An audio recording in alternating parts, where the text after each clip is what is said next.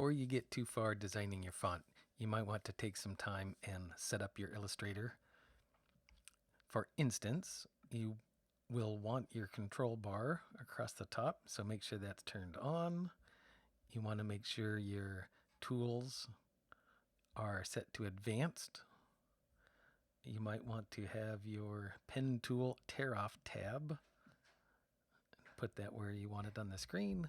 You probably want your pathfinder and you want your alignment palette. Put those where you can see them. And your layers panel, of course. I like to make my layers panel as tall as possible.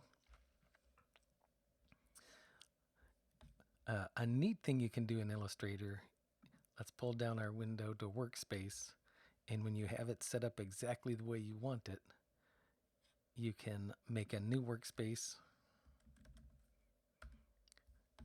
And so as you are feverishly working on your project and you're closing things and you're moving things around, you can always come to the window menu, workspace, and you can reset that workspace. A couple other very helpful things is the rulers. So view rulers. You'll need that.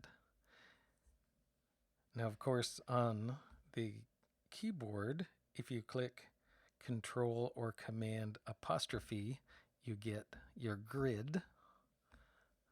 And you can actually change the size of that grid. So under the Illustrator menu, go to Settings, Guides, and Grid. I like to do a grid line every 100 points. And we are viewing this in points as we design our fonts. And a subdivision every 10. So if I click OK, it'll go ahead and make that change. Now, of course, under the View menu, you can snap to grid if you want. I usually just use the grid as a visual reference, and I make sure that all of the snap is turned off.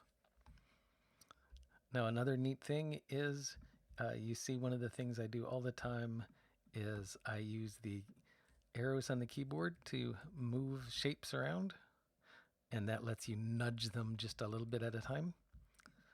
Under the Illustrator settings, under General, you can set that keyboard increment.